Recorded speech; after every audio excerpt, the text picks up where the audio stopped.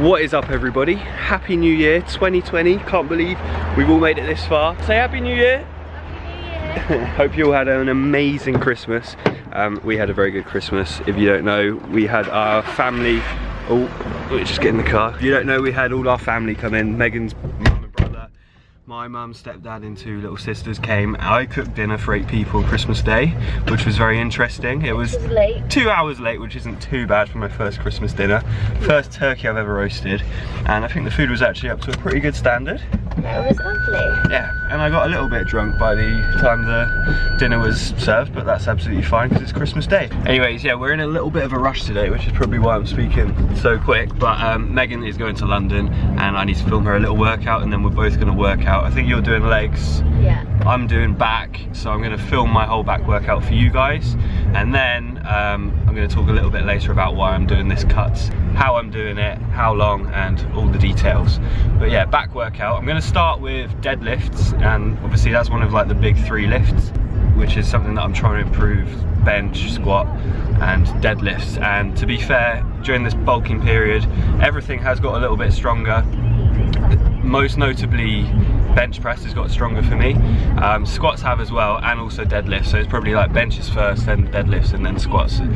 Always lagging behind a little bit just because there's underlying weaknesses which need to be addressed. So I will probably be going maybe 3 to 5 rep range heavier, and then the rest of the workout will be slightly higher rep range, more targeting like lats and the rhomboids and all that stuff. But yeah, back workout, let's get it. Right, so excuse me being bent over like a creep, but I had to put you right in the corner to film these deadlifts that I'm about to do. But yeah, deadlifts first. I will actually write the weights that I'm doing in my warm-up sets on the screen for you, just to give you an idea of, you know, how you progress the weight up to your working weight. I think the heaviest I'll go is probably 130 kg, 3 to 5 reps, see how that feels. I did do legs yesterday, so I got sore glutes and then sore quads, which is not great for deadlifts, but I'm sure we'll get by.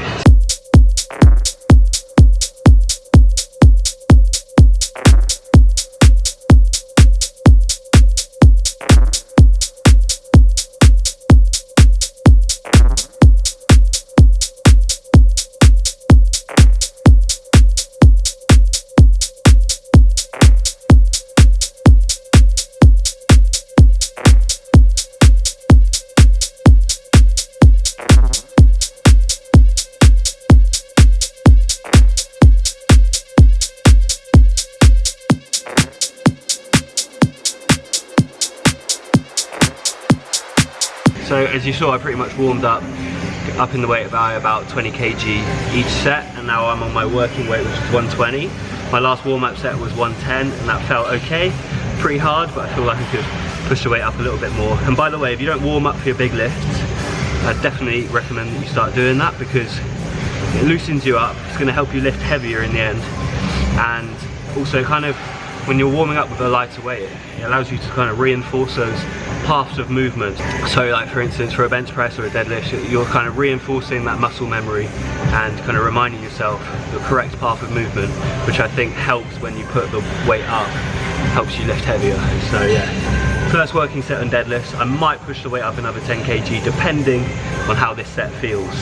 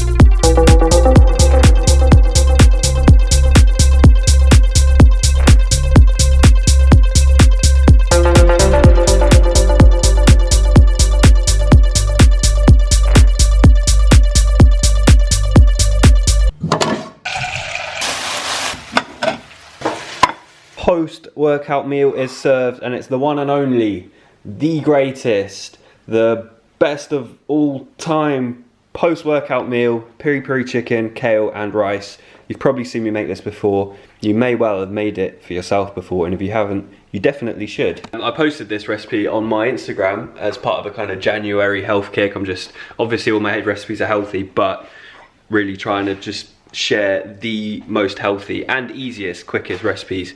As it's January, everyone's feeling a little bit like they ate a bit too much over Christmas perhaps, or like they drank a little bit too much, like me. I feel like I was 90% beer by the end of the Christmas period. But yeah, I shared this recipe, and actually some of you guys said that it's literally your go-tos for post-workout meals, and you have it most days, which is really nice to hear actually. It's great to hear that I'm having a good impact on people's diet and nutrition. And yeah, it's super healthy. Obviously, it's not vegan. Everyone's into the veganuary thing, which I've also been sharing some vegan recipes on my Instagram page. I did a nice roasted red pepper pasta, go check that out. And also, I just filmed a tofu recipe, which isn't on my Instagram page currently. It might be by the time this video is up, which is higher in protein than the roasted red pepper. That's the hardest thing with vegan, trying to get your protein in.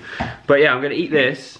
I've got a little bit of work to do. I need to send off a recipe to my protein, and then we're gonna have the chat about the cuts. I kind of almost touched on it with the whole sort of January health kit thing, and it's not just about that. I think I would have done it now anyway, but yeah, anyway, I'm getting into it, and I don't have time to get into it right now. I'm gonna do it after I've eaten this and sent some stuff off to my protein, but then we'll have a little chat. Bluey, Bluebell. Bluey, how am I supposed to do my work now? You're lying all over me. Daddy needs to do some work. This is not the time for snuggles, is it? It's always time for snuggles for you, isn't it? You cutie, can you say hello to everyone on the vlog? Happy New Year, everybody. Wishing you all the best 2020. May it bring you everything you wish for and work hard for. Yep. And yeah, just a nice little yawn just to round it up. Thank you. Everyone's gonna have a really good year now. Hiya!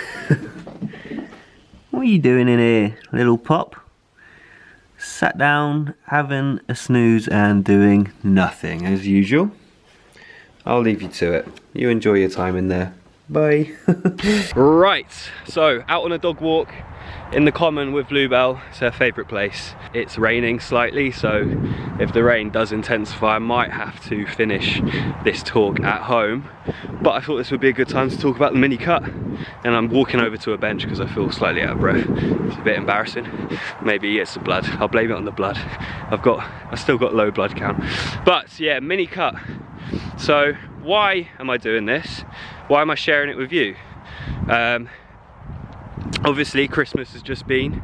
It's that time of year where everyone wants to get their ass back in gear. They want a little health kick. They want to lose some weight. I say I'm kind of in that boat. Not just because of Christmas though, because I'm midway through a bulk, which is when you tend to do a mini cut. But yeah, why am I sharing it with you? Because I thought maybe you guys are in a similar position, a similar mindset to me, and you feel like you could do with shedding a little bit of weight, a little bit of body fat ideally. And that's not to say that if you do feel like you overate or overdrank at Christmas, I'm saying that like you need to do a mini cut. I'm not saying that at all. I'm not putting pressure on anyone, disclaimer, but it's what I fancy doing, and I thought I'd share it with you guys, and then maybe you can take some tips from me, hopefully some information that I relay to you guys, and implement that into your own life and end up feeling better about yourself and get the year off to a good start. So why am I doing the mini cut? Well, Christmas, as I just said, came at quite a good time, to be honest, midway through my bulk. So my bulks probably started October after we settled into the house. So October, November, December, sort of 3 months of pretty good bulking to me, 3,300 calories plus. As I said earlier, noticed strength gains, getting bigger obviously, putting on body fat as well, nowhere near as ripped as I was in the summer. And then I'll probably, after the mini cut, do another 3 to 4 months of bulking. So it's pretty much midway through my bulk, and the idea is that obviously you're going to be putting on weight, you're going to be putting on fat during your bulk, and it can just be beneficial to cut a little bit of body fat from that. Now I read an article, which I will get out because I can't remember the exact wording. So I read an article which I will link in the description box below. So a mini cut can be between 2 to 6 weeks. Mine's probably going to be 3 weeks, I reckon, because I want to get back onto that bulk and I want to make more strength gains and more muscular gains. The first point it said, which was very interesting to me, was that just the sheer reduced presence of nutrients in the blood begins to increase muscle tissue's sensitivity to them, thus priming more gains when a hypercaloric diet is reintroduced after the mini cut. So what that means, what I got from that is that your body is being filled with calories and carbs, loads of protein during your bulk, and eventually your body becomes insensitive to them. It kind of acclimatizes to this high caloric intake, and so by reducing those calories, when you reintroduce the calories after your mini cut and when you start bulking again, it's going to be more sensitive to it. It's going to be more sensitive to the carbs, the calories and the protein, and then that will help you make more gains. And speaking from past experience, I obviously did the cut in summer, and then when I got back onto sort of bulk, upping my calories, I was loving life. I was noticing massive strength gains, although my strength had decreased a lot, so you know, back up to normal, but getting great pumps in the gym, and my muscle gains were coming through thick and fast, I think. And maybe that has slowed down now, I don't know, but we'll see. So after the mini cut, I'll be interested to see if that is kind of true and I notice, you know, more strength gains when I reintroduce the higher calories and higher carbs. The second point, which was very interesting to me, was that basically it says your optimal range of body fat for muscular gain is between 10 to 15%. If you're a male, if you're a female, add on 10%. So if you're a female, it would be 20 to 25% body fat, and that is the range which is best to make muscular gains in. So it doesn't really make much sense in bulking so many calories all the time. You get out of that range and you're not even in the optimal range to build muscle. So I'm not actually sure what my body fat percentage is at all, but say it's like 15% now, and then I carry on pushing the calories up, pushing the weight on the scale up, I'm going to go over that 15%, and then I'm not in the optimal range. So you do a mini cut down to maybe 10%. I don't know, I don't think I'd be able to get down to 10% in 3 weeks time, but say I did, and then I'm at a really good starting point to bulk again and build muscle again, because I'm more likely to stay in that range for the whole bulking period. So they're just 2 little points. Read the article below, I'll link it in the description box below. I think I said that already. But give it a read, and yeah, as I said, join me along on this cut. I'd like to hear what you guys think of it. It's just a mini cut. I'm not going to drop my calories too much. I'll have a little chat about calories in a little bit with my dinner. It's nothing too severe, not dropping it anywhere near as low as what it got in the summer. And yeah, I'd just be interested to see if you guys want to follow me along with it. We can encourage each other, swap notes, give each other tips, and then we can go back into a bulking phase. And yeah, come summer, I'm really looking forward to being in the best shape of my life. Fingers crossed. Not fingers crossed, hard work will bring the results. But yeah, that's it, my little spiel over. I'm gonna go back to the house before I get rained on. Look who it is! Yawny, yawny. You tired? I had a bad day. Oh, I'm so hungry, I can't talk. The January blues got to you. Yeah, it has. Oh no. I've had a bad few days. What about you, Bluebee? She's been looking after me. That's what she's good at, isn't it? So you've been to London today, got your eyelashes done? Yeah. Marvellous, look at you. Not that you needed it, but... You've already talked about my eyelashes. This is my face when I see you. I don't know if that's good or bad. Looks like you're tired out. It's like, oh yeah. I'm anyways, what you been up to other than getting your eyelashes done? I was doing laptop work. I went to the gym. I filmed at the gym. Yeah. And yeah, just doing stuff on my laptop. Do you want to cut with me? You want to do a mini cut? I'm not sure about that. You have to count calories though. No. No. Okay. No, not today. So I'm extremely hungry. in between that peri peri chicken and rice bowl, I had some eggs and a slice of toast, and that's all I've had, and I'm very hungry. So what I got for dinner is some roast potatoes, fajita chicken, which looks like a complete mess, but I'm sure it'll taste nice.